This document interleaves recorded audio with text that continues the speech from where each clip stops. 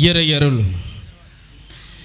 முருகப்பெருமானின் தளபதியாக வீட்டிருந்த வீரபாகு தேவனுடைய வாரிசுகளான தேசியமும் தெய்வீகமும் இரண்டு கண்கள் என்று சொன்ன தெய்வ திருமணர் ஐயா பசும்பொன் முத்துராமலிங்க தேவரையும் ஏழை எளிய மாணவர்களுக்கெல்லாம் கல்வி கிடைக்க வேண்டும் என்பதற்காக அரும்பாடுபட்ட கல்வி தந்தை அமரர் மூக்கையா தேவரையும் ஆங்கில ஏகாதிபத்தியத்தை குலநடுங்க வைத்த பூலித்தேவன் சின்ன மருது பெரிய மருது வேலுநாச்சியார் முத்துவடுகநாத தேவரையும் மதுரையிலே தமிழ் சங்கம் வைத்து தமிழ் தொண்டாட்டிய வள்ளல் பாண்டித்துரை தேவரையும் இளைஞனே உன் ரத்தத்தை கொடு இந்த தேசத்திற்கு சுதந்திரத்தை தருகிறேன் என்று சொன்ன வங்கத்து சிங்கம் நேதாஜி சுபாஷ் சந்திர போஸையும் விடுதலை வேங்கை வாளுக்கு வேலி அம்பலத்தையும் இவர்கள் அனைவரையும் மலர் பாதங்களை தொட்டு வணங்கி ஆண்ட பரம்பரை அடங்காது வரலாறு மாறாது என்ற சொல்லிற்கேற்ப தர்மத்திற்கு எதிராக எதிர்ப்பவன் எவனாக இருந்தாலும் அடிப்பவன் நாமாக இருப்போம் என்ற வீரமிக்க கொள்கை கொண்ட இயக்கமாம்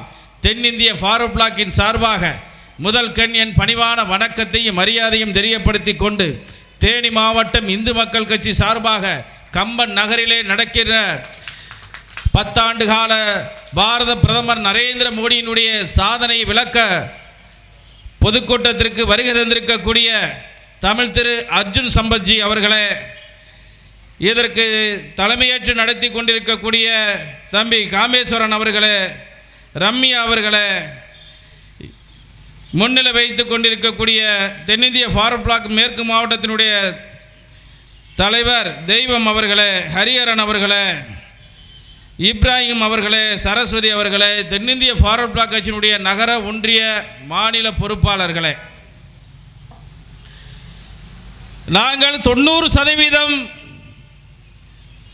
வாக்குறுதியை நிறைவேற்றிவிட்டோம். ஸ்டாலின், நாங்கள் 95% வாக்குறுதியை நிறைவேற்றிவிட்டோம். துரைமுருகன், நாங்கள் 99.5% வாக்குறுதிகளை நிறைவேற்றிவிட்டோம்.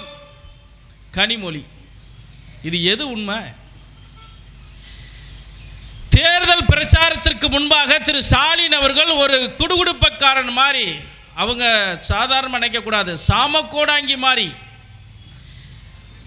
ஒரு கையில் ஒரு குச்சியோட ஊரா ஒரு பெட்டியை தூக்கிட்டு வந்தார். அந்த பெட்டியில் அவர் வருவதற்கு முன்பாக அந்த பெட்டி வரும், ஒரு சமுக்காலம் வரும், செம்பு வரும். நவீன நாட்டாமை போல ஊரா சுற்றி வந்தார் ஸ்டாலின். தேர்தலுக்கு முன்பாக பல்வேறு வாக்குறுதிகளை கொடுத்தார்.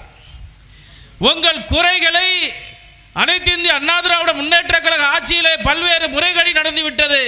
உங்களுடைய குறைகளை நீங்கள் என்னிடத்திலே ஒரு சீட்டிலே எழுதி இந்த பெட்டியிலே போட்டீர்கள் என்று சொன்னால், நான் ஆட்சிக்கு வந்து 1 மாத காலத்திற்குள் உங்கள் குறைகளை தீர்ப்பதற்காக ஒரு இலாக்கா ஒதுக்கப்படும்.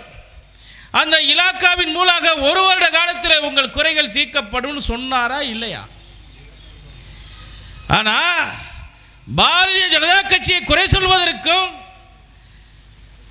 என்ன தகுதி இருக்குது இந்த திராவிட முன்னேற்ற கழக அரசாங்கத்திற்கு? கிட்டத்தட்ட 511 வாக்குறுதிகள். இங்கே இருக்கக்கூடிய தாய்மார்களை கேட்கிறேன், 5 சவரனுக்கு வட்டியில்லா கடன் சொன்னாங்க, நகைக்கடனை ரத்து பண்றோம்னு சொன்னாங்களே, செஞ்சாங்களா? அனைத்து குடும்ப தலைவிக்கும் 1000 ரூபான்னு சொன்னாங்களே, அதுக்கப்புறம் அந்த 1000 ரூபா கொடுக்கறதுக்கு என்ன சொன்னாங்க? தகுதி வாய்ந்த குடும்ப பெண்களுக்கு 1000. நம்ம வீட்டு பொம்பளைகளை தகுதி பார்த்து பேசக்கூடிய தகுதி திராவிட முன்னேற்ற கழகத்திற்கு இருக்கிறதா? தகுதி வாய்ந்த பெண்களுக்கு 1000 ரூபா. நீட்டு ரகசியம், நீட்டை ரத்து செய்வோம் என்று சொன்னார்களே, உங்கள் பேச்சை கேட்டு இன்று வரைக்கும் இளம் குழந்தைகள் நீட்டுக்கு படிக்காமல் பரீட்சையிலே தோல்வியடைந்து மரணத்தை தழுவிக் கொண்டிருக்கிறார்களே, அதற்கு யார் காரணம்? இந்த சின்ன எஜமான் உதயநிதி காரணம். தாலிக்கு தங்கம் போச்சு, 25,000 ரூபாய் திருமண உதவித்தொகை போச்சு, ஸ்கூட்டி கொடுத்தாங்க போச்சு. எத்தனை கடிமணிது அந்த மடிக்கணின்னு சொல்லி குழந்தைகள் படிச்சுக்கிட்டு இருப்பாங்க. இப்பெல்லாம் படிக்கிறதுக்கு இல்லாமல் ஏழை குழந்தைகள் பக்கத்து வீட்டுக்காரங்கிட்ட செல்போனை வாங்கி படிக்கிறாங்க. நிலைமைக்கு இன்னைக்கு உங்க கேடுகட்ட திராவிட மாடல் ஆட்சி கொண்டு வந்து விட்டுருக்கே. என்ன இந்த ஆட்சி வந்ததற்கு அப்புறம் 3000க்கும் மேற்பட்ட கொலைகள் தமிழ்நாட்டில் நடந்திருக்கு. வருடத்திற்கு 1000 கொலைகள் நடந்திருக்கிறது தமிழ்நாட்டில். சட்ட ஒழுங்கு இங்க பல்ல காட்டி சிரிக்குது உங்க தமிழ்நாட்டில். இந்தியாவிலே போதைப் பொருள் அதிகமாக விற்கக்கூடிய மாநிலம் என்ற முதல் பட்டியலிலே தமிழ்நாடு இருக்கிறது என்று சொன்னால் நீங்கள் சாதனையை பேசுவதற்கு உங்களுக்கு என்ன தகுதி தராதாரம் இருக்கிறது? ஜாபர் சாதிக் அவர் யார்? திமுகவினுடைய கட்சியினுடைய உயர் பொறுப்பாளர். இந்த நாட்டினுடைய உயர் பதவியில் இருக்கக்கூடிய டிஐஜி அவர்கிட்ட போய் அவார்டு வாங்கியிருக்கார் ஜாபர் சாதிக். 3400 கோடி ரூபாய்க்கு 3400 கிலோ 25,000 கோடிக்கு மேலாக ஒரு போதைப் பொருள் தமிழ்நாட்டிலே உலவு வருகிறது என்று சொன்னால், நாம் இருவர் நமக்கிருவர் என்று சொன்னார்கள், நாம் இருவர் நமக்கொருவர் என்று சொன்னார்கள், நாமே குழந்தை நமக்கேன் குழந்தை என்று சொல்லுகின்ற இந்த திராவிட மாடல் அரசாங்கம் இன்னைக்கு ஒரு பிள்ளையை பெற்று வச்சிருக்கோம். அவன் பள்ளிக்கூடத்திற்கு படிக்க போறானா, கஞ்சா குடிக்க போறானா, இல்லை போதைப் பொருளை அனுபவிக்க போறானான்னு தெரியல. எத்தனை கொலைகள் தமிழ்நாட்டில் நடப்பதற்கு காரணம் இந்த போதை வஸ்துக்கள் தான். நேற்றைக்கு பாண்டிச்சேரியில் 7 வயது சிறுமியை 7 கொடூர மிருகங்கள் பாலியல் பலாத்காரம் செய்து கொலை செய்து சாக்கடையிலே போட்டிருக்கிறார்கள். இதற்கு என்ன காரணம்? இந்த போதை. நாங்கள் ஆட்சிக்கு வந்தோடனே மதுவிலக்கை கொண்டு வருவோம் என்று சொன்னார்களே. அக்கா கனிமொழி அக்கா பேசுகின்ற பொழுது ஒருவர் மைக் செட்டு மேலே ஏறி நிற்கிறார். சிரிச்சுக்கிட்டே சொல்றாங்க, அண்ணன் இறங்குங்க, சார் இறங்குங்க, தம்பி இறங்குங்க, தயவு செய்து இறங்குங்க. நாங்கள் இதைத்தானமா சொன்னோம், நீங்க தானே மேடைக்கு சொன்னீங்க தேர்தலுக்கு முன்பாக இளம் விதவைகள் இந்த நாட்டிலே அதிகரித்துக் கொண்டிருக்கிறார்கள் என்று சொன்னீர்களே. அந்த நேரத்திலே கூட உங்களுக்கு உரைக்கவில்லையா? ஒருவன் ஏறி நிற்கிறானே மேலே, அப்பொழுது கூட உங்களுக்கு உரைக்கல இந்த சாராய கடையை மூடணும்னு. இந்த குற்றவாளிகள் ஜாபர் சாதிக்கை ஏன் இன்ன வரைக்கும் தமிழ்நாடு அரசாங்கம் கைது செய்யவில்லை? ஒருவர் திரைப்பட இயக்குனர் பகிரங்கமாக ஜாபர் சாதிக் என்னுடைய தூரத்து சொந்தம் என்று சொல்லுகின்றார். என்னை கேட்காமல் எந்த தொழிலும் செய்ய மாட்டார் என்றும் சொல்லுகின்றார். ஆனால் ஏன் அமீர் இன்ன வரைக்கும் கைது செல்லவில்லை, கைது செய்யப்படவில்லை? எங்களுடைய மார்க்கம் மது போதை விபச்சாரத்திற்கு எதிரான மார்க்கம் என்று சொல்லுகின்றாரே அமீர், ஜாபர் சாதிக்கு எந்த மார்க்கத்தை சேர்ந்தவர்? ராமநாதபுரத்தில் கடல் அட்டையை கடத்தி வருகிறார்கள் கீழக்கரை பாய்கள் எல்லாம். அப்பொழுது காவல்துறை சேர்ந்தவர்கள் தடுக்கிறார்கள். 18 காவலர்களை கொத்துயிரும் கொலையுருமாக அடித்து ராமநாதபுரம் மருத்துவமனையில் கிடந்தார்களே. அன்றைக்கு சைலேந்திர பாபு என்ன செய்தார்? அவர்களை வழக்க வாபஸ் வாங்க சொன்னார். வழக்க வாபஸ் வாங்க சொன்னார். இன்னைக்கு தமிழ்நாடு முழுவதும் போதைப் பொருட்கள் தலைவிரித்து ஆடுகிறது என்று சொன்னால், தென் தமிழ்நாட்டிலே கொலைக்கும் கொள்ளைக்கும் கற்பழிப்புக்கும் காரணமான அந்த போதைப் பொருட்களை தடை செய்வதற்கு உங்களுக்கு துப்பு இல்லை, திராணி இல்லை. இந்த நாட்டினுடைய உளவுத்துறையுடைய டிஐஜி யாரோட சுற்றுப்பயணம் போறாரு? இந்த நாட்டினுடைய முதலமைச்சரோட பிலிப்பைன்ஸ் போறார். எதுக்கு போறாரு அவரு? இங்க என்ன நடந்துகிட்டு இருக்கு தமிழ்நாட்டில்? நேற்றைக்கு ராமேஸ்வரத்தில் 108 கிலோ போதைப் பொருள் சிக்கிருக்கு. அதோட மதிப்பு 6000 கோடின்றாங்க. 50 கிலோ ஹெராயின் பொருள் மதுரை ரயில்வே ஜங்ஷனில் கைப்பற்றப்பட்டிருக்கு.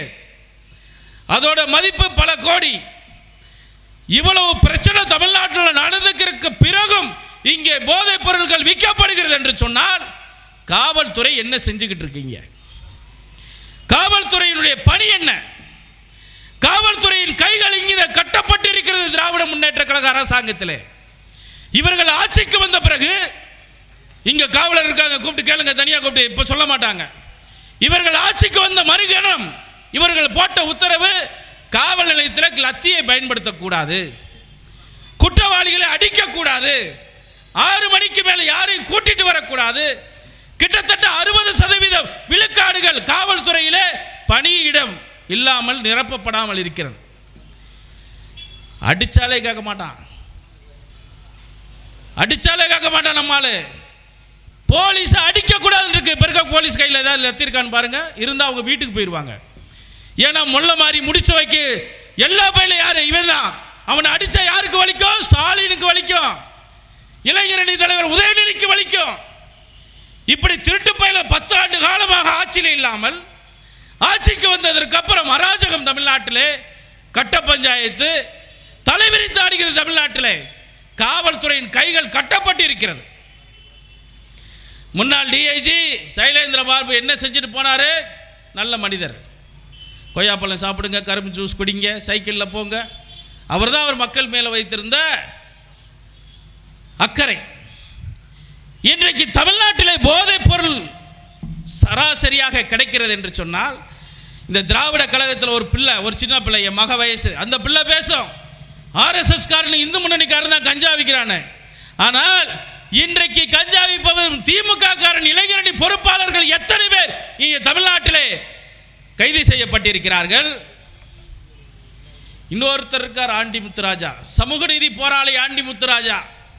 அவங்க அப்பாவை புதைச்சிட்டு அது மேலே சிவலிங்கம் வச்சு வழிபடுவார்.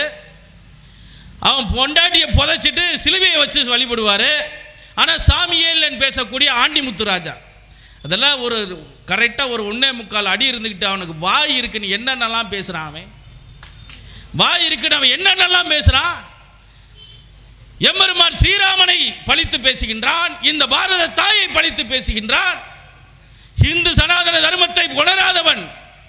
இந்து சனாதன தர்மத்தில் எதை சொல்லி இருக்கிறது? எல்லா ஆலயங்களிலுமே வாகனங்கள் மிருகங்களாக வைக்கப்பட்டிருக்கிறதே, என்ன காரணம்? மயில் வாகனம், சிம்ம வாகனம், யானை வாகனம் என்று எதற்காக அப்படி வைக்கிறோம் என்று சொன்னால் அதுதான் ஜீவகாரணியம். இந்து சனாதன தர்மம் என்பது மனிதனை போல் விலங்கை நேசி என்று சொல்வது தானே. மனிதனை போல் விலங்கை நேசி என்பதற்காகத்தானே அதை சொன்னார்கள். அவன் சொல்றான் இன்னைக்கு இந்தியான்னு ஒரு நாடு இல்லை. இவன் எங்கிருந்து தான் வந்தானே தெரியல. இந்தியா என்ற ஒரு நாடு இல்லை, இந்தியா இந்து என்ற ஒரு மதம் இல்லை என்றெல்லாம் பேசுறானே. இவன் என்ன கான்ஸ்டிடியூஷன்ல அமைச்சராக இருக்கிறான்? பட்டியல் இனத்தில் ஹிந்து இல்லைன்னா ஜாதி இல்லை, மதம் மாறிட்டா ஜாதி இல்லை. நீ இந்து கான்ஸ்டிடியூஷன்ல நின்றுக்கிட்டு இந்து மதம் இல்லைன்னு சொல்றான். இதை ஏன் உச்ச நீதிமன்றம் சோமாட்டாக வந்து அவன் பதவியை பறிக்க கூடாது? அதை செய்யாது. சமூக நீதி பேசக்கூடிய ஆண்டி முத்துராஜா தம்பி அவர்களே, நீங்க ஸ்டாலின் பக்கத்தில் ஒரு திரையரங்கிலே உட்கார போனீங்க, என்ன ஆச்சு? சேர தூக்கிட்டாங்க. நீ சமூக நீதி பேசு, முதல்ல ஸ்டாலின் பக்கத்தில் போய் உட்கார்ந்துட்டு பேசு. எத்தனை ஆண்டு காலமானாலும் திமுகவிலே தலைவராக முடியுமா? இல்ல திமுகவின் அந்த குடும்பத்தை தவிர உங்களால் அடுத்த கட்ட நகர்வுக்கு போக முடியுமா? உயர் பதவிக்கு போக முடியுமா? முடியாது. ஏனென்று சொன்னால் அது ஒரு குடும்ப கட்சி. எப்படிப்பட்ட குடும்ப கட்சி? நாடு பிடிக்க வந்த நாடோடி கூட்டம். அது திருட்டு ரயில் ஏறி வந்து இந்த தமிழ்நாட்டை திருடி வைத்துக் கொண்டு மக்களை தினம் தினம் சித்திரவதை செய்து கொண்டிருக்கிறது. அப்படிப்பட்ட கட்சியில் இருந்து கொண்டு சனாதன தர்மத்தை எதிராக பேசுவதும், இந்து மதத்தையும் இந்திய தேசத்தையும் இழிவாக பேசுவதும், எண்ணற்ற தேசபக்தர்களால் இந்த தேசத்திற்கு சுதந்திரம் பெற்றுக் கொடுத்த இந்த தாய் திருநாட்டை பழித்து பேசுவதும் எப்படி உங்களுக்கெல்லாம் துணி வருகிறது என்று சொன்னால் உங்களால் தான். தேர்தல் வந்துவிட்டால் பல்லிழித்து 500 ரூபாய் பெற்றுக் கொள்கிறோமே, அந்த தைரியத்தில் தான் இது போன்ற கலுசடைகள் எல்லாம் பேசி வருகிறது. இந்த கலுசடைகள் பேசுவதற்கு காரணம் அவன் கொடுக்கும் 500 ரூபாய் கொடுத்து இந்த நாட்டை வாங்கி வச்சிருக்கான், தலைக்கு 500 ரூபாய் கொடுத்து. அதனால தான் அவன் ஏளனத்திற்கு எதையும் பேசக்கூடிய நிலைக்கு வருகிறான் என்று சொன்னால் காரணம் நாம் என்பதை நீங்கள் உணர்ந்து கொள்ள வேண்டும். மதுரை பொதுக்கூட்டத்திலே பசும்பொன் முத்துராமலிங்க தேவரோடு பாரதத்தின் தேச தந்தை பாரத பிரதமர் நரேந்திர மோடி அவர்களை எங்களுடைய அண்ணாமலை அவர்கள் ஒப்பிட்டு பேசினார். என்னடா தவறு இருக்கு? கலைஞரோட ஒப்பிட்டு பேசினா தாண்டா தப்பு, பெரியாரோட ஒப்பிட்டு பேசினா தாண்டா தப்பு. பாரத பிரதமர் நரேந்திர மோடியோடு தேவரோடு ஒப்பிட்டு பேசுவதில் என்ன தவறு இருக்கிறது? வங்கத்து சிங்கம் நேதாஜியை குருவாக கொண்டவர் பசுமன் முத்துராமலிங்க தேவர். இந்த தேசத்தை தெய்வீகமாகும் இரு கண்களாக போற்றி பாதித்தவர் பசுமன் முத்துராமலிங்க தேவர். இந்த கூட்டத்தில் இருக்கிறவன் ஒவ்வொருவனும் யாரெல்லாம் இந்த தேசத்தை நேசிக்கிறீர்களோ, இந்த சனாதன தர்மத்தை ஏற்றுக்கொள்கிறீர்களோ, இந்த சனாதன தர்மத்தை யார் உள்வாங்கிறீர்களோ எல்லாருமே தேவர் தான். நீ நானுமே தேவராக இருக்கல. இந்த நாட்டினுடைய பாரத பிரதமர் நரேந்திர மோடி அவர்கள் ஏன் தேவரோடு ஒப்பிட்டு பேசக்கூடாது? திடீர் பட்டாளர் வந்துட்டான், 200 ஊபிஸ் இருக்காம பாரு. அதோடு அப்பா தேவர் எவர் பிள்ளையாள் அவர் நரேந்திர மோடியோட ஒப்பிட்டு பேசுறாரு. தேவர் என்ன செய்தார்? இந்த மக்களை நேசித்தார், இந்த மண்ணை நேசித்தார், இந்த தர்மத்தை நேசித்தார்.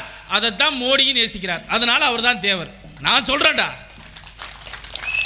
இந்த மண்ணை மக்களையும் இந்த சனாதன தர்மத்தை எவனால் நேசிக்கிறானோ அவன்லாம் தேவர் தான். ஏன் பாரத பிரதமர் நரேந்திர மோடி இருக்கக்கூடாது? அந்த பெருமை கூட அவருக்கு வந்துடக்கூடாது. ஏன் அவரை சாதிய பட்டத்துக்குள்ளேயே வச்சிருக்கணும், அந்த சாதிக்குள்ளேயே வச்சிருக்கணும். அதனால தான் தேவரோட ஒப்பிட்டு பேசினதை கூட அவனால் பொறுத்துக்கிற முடியல. திரு அண்ணாமலை பேசுகின்ற பொழுது அவர் சொல்லுகின்றார், என்னுடைய தலைவர்களின் முதன்மையான தலைவராக பசுமன் முத்துராமலிங்க தேவரை வைத்திருக்கிறேன் என்று சொன்னானே. ஒரு திமுக காரனை சொல்ல சொல்றான், டேய் ஒரு அதிமுக காரனை சொல்ல சொல்றா, ஒரு கம்யூனிஸ்ட் காரனை சொல்ல சொல்றா, ஒரு மாநில தலைவர் பசுமன் முத்துராமலிங்க தேவர் தான் என்னுடைய முழுமுத கடவுள் என்று சொல்லி ஒரு கட்சிக்காரனை சொல்ல சொல்றா. சொன்னா என்ன ஆகும்? அந்த சாதிக்காரை ஓட்டு போட மாட்டான், இந்த சாதிக்காரை ஓட்டு போட மாட்டான். அதனால சொல்றதுக்கு பொத்துறையில எங்களுக்கு வாக்கு முக்கியமல்ல. இந்த நாட்டுக்காக யாரெல்லாம் உயிர் தியாகம் பண்ணினார்களோ, இந்த தேசத்திற்காக 4000 நாட்கள் சிறையில் இருந்தாரோ பசுமன் முத்துராமலிங்க தேவர் தான் எனக்கு தேவை, வாக்கு தேவையில்லை என்று சொல்றாரே அண்ணாமலை. நீ சொல்ல முடியுமா? நீ சொல்லுவியா? சொல்ல மாட்ட. காரணம், உங்களுக்கு தேவை வாக்கு. தொடர்ந்து உதயநிதி ஸ்டாலின் எனக்கு நீதிமன்றம் உச்ச நீதிமன்றம் காரி துப்பி இருக்கு. எதுக்கு தெரியுமா? இந்து சனாதன ஒழிப்பு போற மீட்டிங்கில் போய் பேசி சனாதனத்திற்கு எதிராக பேசியதற்காக உச்ச நீதிமன்றம் ஸ்டாலினை காரி துப்பி இருக்கு. நீ நாட்டினுடைய அமைச்சராக இருக்கிற, இந்த நாட்டினுடைய அமைச்சராக இருந்து கொண்டு நீ எப்படி சனாதன தர்மத்தை பேச முடியும் கேட்டதுக்கு இவங்க மன்னிப்பு கேட்கறதுல பழைய கல்யாட்டு தெரியுமா? சட்டமேதை அம்பேத்கர் புத்தகத்தை பெரியார் என்ற ஒரு நபர் ராமசாமி சென்னையிலே சட்டத்தை எரித்தார். சட்டத்தை எரித்த உடனே நீதிமன்றத்தில் கொண்டு போய் நிறுத்த வைக்கப்பட்ட பொழுது அந்த நீதிமன்றத்தில் சொன்னது, நான் சட்டத்தில் எரிக்கலைங்க, வெறும் பேப்பரை தான் எரிச்சேனார். யாரு? இவங்களோட அப்பன் ராமசாமி சொன்ன வார்த்தை. அதே மாதிரி என்ன சொல்லுவார்? நான் அப்படியெல்லாம் பேசவே இல்லைங்க, ஏன் மார்பிங் பண்ணிட்டாங்க, ஏதோ வாய்ஸை மாற்றிட்டாங்கன்னு தான் சொல்லுவாங்க. இவங்க மன்னிப்பு கேட்குறது தயங்க மாட்டாங்க. உலகத்தில் ஒரு ஈத்திர கூட்டம் இந்த கூட்டம். இந்த நாட்டில் தொடர்ந்து வன்முறைகள் பெருகி வருகிறது. என் மண் என் மக்கள் யாத்திரையிலே ஒரு மாற்றத்தை காணப்போகிறது தமிழ்நாடு. பட்டி தொட்டியெல்லாம் பாரதிய ஜனதா கட்சியினுடைய தலைவர் திரு அண்ணாமலை அவர்கள் நடந்து போகின்ற பொழுதெல்லாம் ஒரு நடிகர் பின்னால் கூட்டம் போக பார்த்திருக்கிறோம், இல்லை ஒரு பிரபலமான ஆறுகள் பின்னாலே கூட்டம் போக பார்த்திருப்போம். திரு அண்ணாமலை அவர்கள் இப்பொழுதுதான் இந்த மாநிலத்தினுடைய தலைவராக வந்தார். ஆனால் அவரை காண்பதற்கு கொட்டும் மழையிலும் சுட்டரிக்கும் வெயிலிலும் எண்ணற்ற மக்கள் கூவி நிற்கிறார்கள் என்று சொன்னால், கூடி நிற்கிறார்கள் என்று சொன்னால், இந்த தமிழகத்திற்கு ஒரு மாற்றத்தை வேண்டும் என்பதுதான் மக்களுடைய சிந்தனையாக இருந்து கொண்டிருக்கிறது. மக்கள் இந்த தமிழ்நாட்டில் ஒரு மாற்றம், திராவிட அரசியலுக்கு ஒரு இல்லாத ஒரு மாற்றத்தை கொண்டு வர வேண்டும் என்பதற்காகத்தான் திரு அண்ணாமலை அவர்களுடைய யாத்திரையில் எத்தனை குழந்தைகள், எத்தனை தாய்மார்கள், எத்தனை முதியவர்கள், நடக்க முடியாதவர்கள் கூட தவழ்ந்து வந்து திரு அண்ணாமலை அவர்களை சந்தித்தார்கள் என்று சொன்னால், இந்த மண்ணிலே மாற்றம் வர வேண்டும் என்று நினைக்கிறார்கள். போதும் இந்த திருட்டு கூட்டத்திற்கும் இந்த கூட்ட வேஷகார கூட்டத்தை ஒழிக்க வேண்டும் என்று நினைக்கிறார்கள். அதனால்தான் இன்று அண்ணாமலை பக்கம் தமிழ்நாடு முழுவதும் மக்கள் திரும்பி இருக்கிறார்கள். சமூக நீதி என்பது மதச்சார்பின்மை இல்லை என்பது ஒரு மதத்தை பழித்துவிட்டு, ஒரு மதத்தை இழிவாக பேசிவிட்டு, அதே மேடையிலே உட்கார்ந்து பல்லிழித்து கொண்டு மதசார்பின்மை பேசக்கூடிய கூட்டம் எங்களுடைய கூட்டம் அல்ல. இந்து சனாதன தர்மம் எங்களை எதை சொல்லித் தருகிறது என்று சொன்னால், அல்லாஹ்வை ஏற்க சொல்லியிருக்கிறது, ஜீசஸை ஏற்க சொல்லியிருக்கிறது, ராமனையும் ஏற்க சொல்லியிருக்கிறது. அதுதான் இந்து சனாதன தர்மம். நாங்கள் அல்லாஹ்வை கடவுளாக ஏற்கிறோம், இயேசுவை கடவுளாக ஏற்கிறோம், ராமனையும் கடவுளாக ஏற்கிறோம். இதுதான் சனாதன தர்மம். இந்த சனாதனத்தை ஒழிச்சிட்டு நீ என்னடா மணியாட்ட போற? மனிதனை மனிதனாக பாரு என்கிறது சனாதனம். மனிதருக்குள்ளே ஏற்றத்தாழ்வு இல்லை என்று சொல்லுகிறது சனாதனம். இப்படிப்பட்ட எண்ணற்ற நலத்திட்டங்களை நல்ல விஷயங்களையும் சொல்லுகின்றது சனாதனம். பாரத பிரதமர் நரேந்திர மோடி மீண்டும் 3வது முறையாக இந்த நாட்டை ஆள வேண்டும் என்று உங்களோடு எங்களுக்கும் ஆசை இருக்கிறது. 10 ஆண்டு காலத்தில் எண்ணத்தை குறையை கண்டார்கள். இலங்கையில் பிடிப்பட்ட காஷ்மீரில் பிடிப்பட்ட மீனவர்கள் தூக்கு கயிற்றை போய் தொங்க போகின்ற வேளையிலே அவர்களை மீட்டு கொண்டு வந்தார் பாரத பிரதமர் நரேந்திர மோடி அவர்கள். இன்னைக்கு எத்தனை துப்பாக்கி சலவரம்! காங்கிரஸ் பீடில் இத்தாலியை சேர்ந்த அந்த கேப்டன் எல்லாம், அந்த நேவி கேப்டன் எல்லாம் கப்பலில் இருந்து கொண்டு இந்திய மீனவர்களை சுட்டு பழகினார்கள். இல்லை என்று மறுக்க முடியுமா? இன்றைக்கு யாராவது ஒரு ஆள் இந்திய மீனவர்களை தொட முடியுமா? இலங்கைக்காரன் இதுவரைக்கும் எத்தனை பேரை சிறைபிடித்திருக்கிறான். ஆனால் இவன் டெய்லி பொய்ய அவுத்து விடுறது. இலங்கையில் மீனவனை பிடிக்கிறான், சுடுறான், அடிக்கிறான். இதுவரைக்கும் எத்தனை சென்ற ஆட்சியில் கூட அங்கொன்று இங்கொன்றாக தொடர்ந்து நடந்து கொண்டு இருந்தது. காங்கிரஸ் பீரியடிலே பாரதிய ஜனதா கட்சி என்றைக்கு ஆட்சிக்கு வந்ததோ, உலக நாடுகளை உலக அரங்கிலே 127 பிரதமர்கள் மத்தியிலே உயர்ந்த பிரதமர் பாரத பிரதமர் நரேந்திர மோடி என்று உலக அரங்கிலே இன்னைக்கு பறைசாட்டப்படுகிறாரே. ஒரு தாயின் காலிலே விழுவது சகஜம், ஒரு மூத்தவரின் காலிலே விழுவது சகஜம். ஆனால் ஒரு நாட்டின் அதிபர் இன்னொரு நாட்டினுடைய பிரதமர் காலிலே விழுகிறார் என்றால் அது பாரத பிரதமர் நரேந்திர மோடி அவருடைய காலில் தான். இது உனக்கும் எனக்கு பெருமை இல்லையா? இந்த பெருமை கூட நமக்கு கிடைக்கக்கூடாது என்று சொல்லுகின்ற இந்த நாசகார சக்திகள் இந்தியா கூட்டணி, ஐஎன்டிஏ கூட்டணி, அந்த ஐஎன்டிஏ கூட்டணியை ஒருங்கிணைத்தவர் யார்? ஸ்டாலின். அந்த ஸ்டாலின் யார்? மக்களை சுரண்டி சர்க்காரியா கமிஷனிலே கூட விஞ்ஞான முறையில் திருடிய கூட்டம் என்று பேர் வாங்கிய கூட்டம் ஒன்றுபோம். அடுத்து லல்லு பிரசாத் யாதவ், அவர் யார்? மாட்டுத்தீவிடம் ஊழல். குதிரைக்கு அல்வா வாங்கி போட்டேன், யானைக்கு அல்வா வாங்கி போட்டேன் கணக்கு எழுதுன லல்லு பிரசாத் யாதவ் ஒரு பக்கம் மாயாவதி, மம்தா பேரரசி, அந்த மம்தா பேரரசி நக்சலைட் பயங்கரவாதிகள் ஆதரவாளர். ஒரு பக்கம் இந்த நாட்டை பூரா சுத்தம் பண்ண போறேன்னு சொல்லி விளக்கமாறோட வந்த கெஜ்ரிவால் யாரோட உட்காந்துருக்கான்? இந்த திருட்டு கூட்டத்தோட உட்காந்துருக்கான். இன்னைக்கு காங்கிரஸ் கர்நாடகாவில் இன்னைக்கு எல்லா பக்கமும் குண்டு வெடிக்க ஆரம்பிச்சிருச்சு. காரணம் என்ன? எங்கனால இல்லை, கர்நாடக தேர்தலில் என்ன சொன்னா, தேர்தல் முடிஞ்ச அடுத்த நாள் பேட்டி கொடுக்குறான். பேட்டி கொடுக்குற என்ன சொல்றான்? எங்கனால தானே நீ ஆட்சியில் உட்காந்துருக்க, நான் சொல்றதெல்லாம் நீ கேட்கணும்னா கேட்கல, குண்டை வச்சான். பெங்களூர் கர்நாடகா எல்லா பக்கம் குண்டு வெடிக்குது. இந்த நிலையை முறியடிக்க வேண்டும் என்று சொன்னால் தேசம் முழுவதும் பாரதிய ஜனதா கட்சி ஆட்சி மலர வேண்டும், தாமரை ஒவ்வொரு வீட்டிலும் மலர வேண்டும். அப்பொழுதுதான் இந்த நாட்டிலே நீயும் நானும் சந்தோஷமாக இருக்க முடியும். இன்னைக்கு இஸ்லாமியர்களும் கிறிஸ்தவர்களையும் நாங்கள் சொல்லுகின்றோம், உங்களுக்கு பாதுகாப்பு கொடுக்கக்கூடிய ஒரே கட்சி பாரதிய ஜனதா கட்சி, அதனுடைய கூட்டணி கட்சிகள் தான். இந்த திருட்டு பயல்களை பூரா அவங்களை ஏமாத்துறான், வருஷம் பூரா அவங்கள வாக்கு வங்கியா பார்க்குறான். இன்னைக்கு உத்தரப்பிரதேசில் அவர் யோகி ஆதித்யநாத்தை போய் பார்க்கணும்னா 24 மணி நேரத்தில் யார் வேணாலும் எந்த இஸ்லாமியரும் போய் பார்க்கலாம், அடுத்த ஆளுக்கு தான் தடை. அங்கே பாரத பிரதமர் நரேந்திர மோடி இஸ்லாமியர்களுக்கு செய்த சாதனையை கூட இங்கே சொல்ல விடுறதில்ல. வேலூர் இப்ராஹிம் எங்கே போனாலும் அவருக்கு பின்னால் ஓடுங்க ஓடுங்க ஓடுங்கன்னு விரட்டி விடுவான். ஏன்னா இந்த திராவிட மாடல் மக்களை ஏமாற்றி வைத்திருக்கிறது. மக்களை நீங்கள் புரிந்து கொள்ள வேண்டும். தமிழ்நாட்டில் நடக்கக்கூடிய தேர்தல் அல்ல. ஸ்டாலின் எவ்வளோ தப்பித்தவரை முதலமைச்சர் ஆயிட்டாரு, அவர் பிரதமரான ஆக முடியாது. இந்த தேர்தல் என்பது இந்த தேசத்தினுடைய மகா பிரதமராக இருக்கக்கூடிய பாரத பிரதமர் நரேந்திர மோடி அவர்கள் 3வது முறையாக ஆட்சியிலே அமர வேண்டும் என்பதற்காக எப்படி பசும்பொன் முத்துராமலிங்க தேவர் நேதாஜியை நேசித்தாரோ அந்த நேதாஜியுடைய சிலையை டெல்லி கேட்டிலே வைத்தவர். டெல்லி கேட்டிலே அடிமை சின்னமாக இருந்ததை அகற்றிவிட்டு நேதாஜி சிலையை வைத்தவர். அந்தமான் ரோஸ்லான் தீவிலே ரோஸ்லான் தீவை எடுத்துவிட்டு அங்கு நேதாஜி தீவு என்று வைத்தவர். எப்படி நேதாஜிக்கு அவருடைய மரணத்தினுடைய ரகசியத்தை வெளியே கொண்டு வர வேண்டும் என்று சொல்லி ஆணை பிறப்பிவிட்டு இலாக்கா ஒதுக்கி அதுக்கான வேலையை செய்தவர் பாரத பிரதமர் நரேந்திர மோடி அவர்கள். அந்த வேலையை செய்த நமக்கெல்லாம் யார்? நமக்கெல்லாம் யாருன்னா தேச தந்தை நேதாஜி தான். அந்த நேதாஜி அவர் தேச தந்தையாக ஏற்றுக்கொண்டிருக்கிறாரே, அப்பொழுது அவர்தான் இன்னும் மீண்டும் இந்த இந்திய திருநாட்டை ஆள வேண்டும் என்று சொல்லி பேச வாய்த்தமைக்கு நன்றி பாராட்டி விடைபெறுகிறேன். நன்றி, வணக்கம். பாரத் மாதா கி ஜெய். ஜெய் ஹிந்த்.